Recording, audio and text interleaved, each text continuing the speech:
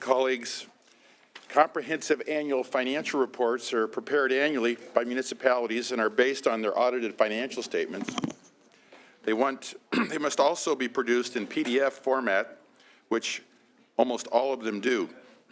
Other similar reports are also prepared, duplicating efforts and could result in typographical errors.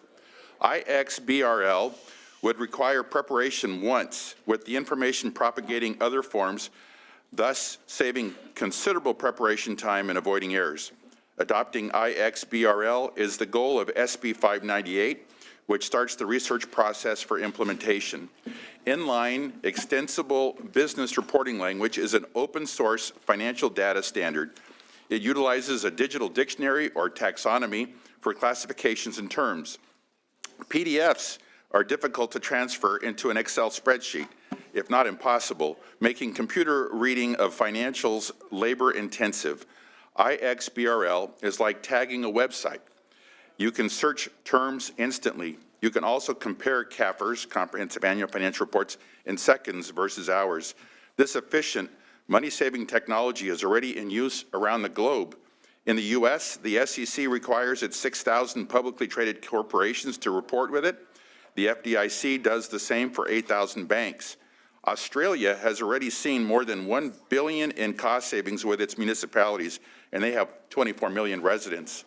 There are no licensing fees. It's not software, it's a standard. It adapts to reporting and technology changes. Excuse me. I'm sorry.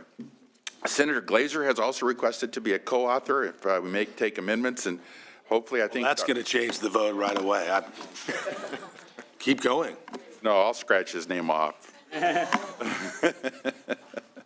I'm also getting a good feedback from Treasurer Fiona Ma's office. This is like converting cameras that have film to digital. We are moving in the right direction. It's the future, and we need to catch up, especially as a high-tech state. Once it's implemented, our cities, bondholders, rating agencies, and taxpayers will wonder, what took us so long? Colleagues, this is an exciting opportunity, and I encourage and I vote on SB 598, and I have a witness, Mr. Dixon Wright. Thank you, Senator Morlock. Mr. Wright. Thank you. First off, thank you, Mr. Chairman, and thank you to the committee for allowing me to speak here today on SB 598, the decision to form a committee to explore the XBRL standards for the state of California. I myself am active in the financial markets, and I provide credit to various entities, and I rely on their financial statements, and we currently use the XBRL for all the publicly traded companies.